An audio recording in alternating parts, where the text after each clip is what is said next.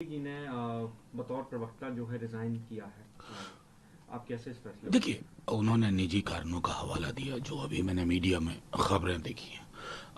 मेरा टिप्पणी करना उचित नहीं होगा। एक दल का आंतरिक मामला है। त्यागी जी ने निजी कारणों से दिया, लेकिन इतना तो मैं जानता हूं कि उनके साथ काम भी किया है कई फोरम पर, खास करके पैलेस्टीनियन फोरम पे हम लोग साथ मिलते रहे हैं। हमारा एक सा स्टैंड है, ये हमारी पार्टी का स्टैंड है, और लगभग कमोबेश वो वही चीजें बोलते हैं इन मुद्दों पर जो गांधी नेहरू के टाइम से या लोहिया जी का विचार था। अब अगर उसको उससे किसी को गुरेज हुआ हो, मैं उसमें तह में नहीं जाना चाहता, लेकिन एब्सोल्युटली अगर निजी कारणों से वो दिया तो उनका वो फैसला है। सर, एक नोटिफिकेशन आया इलेक्शन कमीशन का, क्योंकि हरियाणा में चुनाव होने हैं, जम्मू कश्मीर में होने हैं, तारीखों में बदलाव हुआ। बीजेपी की तरफ से पहले एक पत्र भी दिया गया था।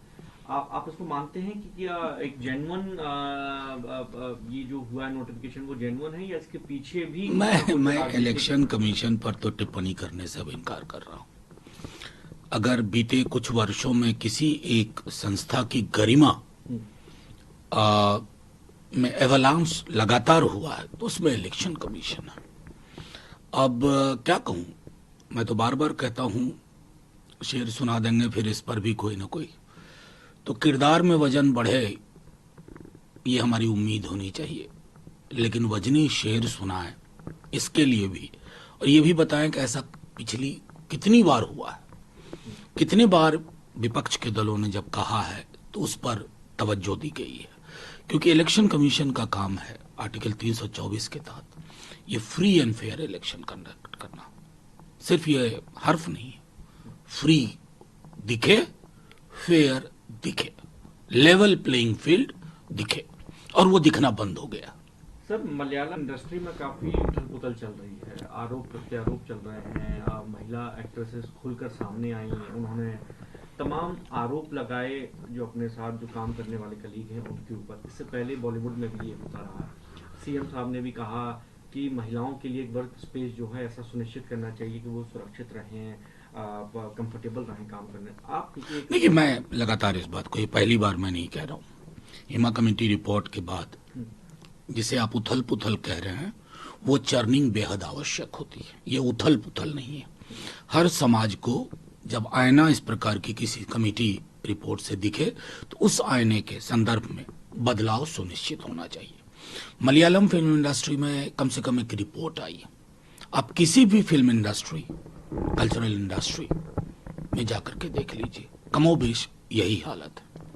एक विमेन के लिए इन कॉरिडोर से गुजरना और एक मुकाम हासिल करना कितना मुश्किल है, इसकी आपको सैकड़ों कहानियां मिल जाएंगी, सैकड़ों तथ्य दस्तावेज मिल जाएंगे।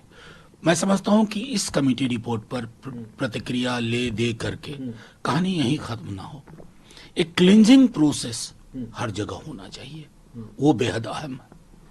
सर, विश्वा शर्मा ने एक स्टेटमेंट दिया था, और साथ में विधानसभा में जुमे की नमाज को लेकर जो है चीजें फैसला लिया गया, जिसके बाद तेजस्वी यादव जी की तरफ से भी आया कि चाइनीज वर्जन बनना चाहते हैं योगी आदित्यनाथ के। आपको लगता है कि जो असम में हुआ और जो फिर राजनीतिक बयान आना शुरू हुए, वो जायज थे एक दूसरे के ऊपर, या इसमें कुछ ना कुछ नहीं नहीं, तब तो बदलाव होना नहीं चाहिए नहीं। था? देखिए, तेजस्वी जी ने जो कहा ना, वो हम आप डेली बात करते हैं। जब हम किसी चीज को कहते हैं ना कि ये चाइनीज माल की तरह है, यानी कि टिकाऊ नहीं है।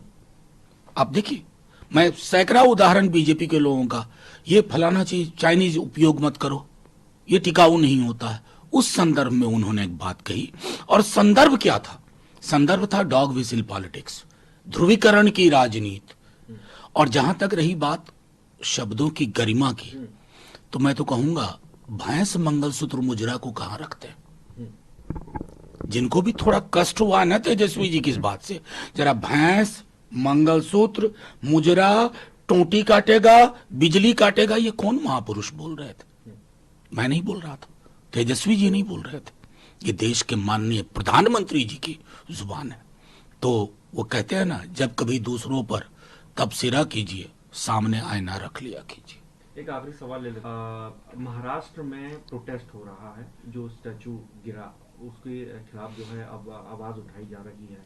उधर फडणवीस जी कह रहे हैं कि ये लोग नेहरू जी ने कब लाल किले से खड़े होकर शिवाजी जी के बारे में जो है चर्चा की या उनके बारे में कोई वाकया कही। कांग्रेस पार्टी से भी पूछे इस बारे में, और ये जो प्रोटेस्ट कर रहे हैं वो गलत है। नहीं, फडणवीस साहब को आप बड़ा कोट कर रहे हैं, बहुत परेशान चल रहे हैं वो अपनी पार्टी में, बहुत परेशान है, उनके हाथ से सब कुछ निकल गया है। बीजेपी भी उनका विकल्प तलाश रही है, वो किसी को इकट्ठा न कर पाए, न मुद्दों को, न व्यक्तियों को, न दलों को। रही बात शिवाजी महाराज की, शिवाजी महाराज को सिर्फ माल्यार्पण से नहीं होता फडणवीस साहब, शिवाजी महाराज की पूरी जिंदगी देखिए। और ये जो प्रोटेस्ट है ना, ये करप्शन के खिलाफ है। करप्शन क्यों ऐसा हो रहा है कि आप लोगों की डबल इंजन में बनी हुई चीजें हल्के से हवा के झोंके में उड़ जाती हैं, पुरानी कई चीजें बरकरार हैं। ये बेईमानी के खिलाफ प्रोटेस्ट हो रहा है, वो भी आपको बुरा लग रहा है। क्या चाहते हैं, बेईमानी के पक्ष में खड़े हों लोग? कमाल है।